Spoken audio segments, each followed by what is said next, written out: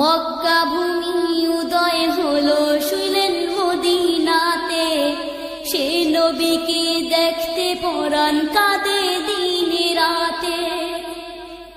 মক্কা ভূমি উদয় হলো শুইলেন মদিনাতে, সে নবীকে দেখতে পরাণ কাঁদে দিনে রাতে। ফেরেশতাগণ দরুদ পড়ে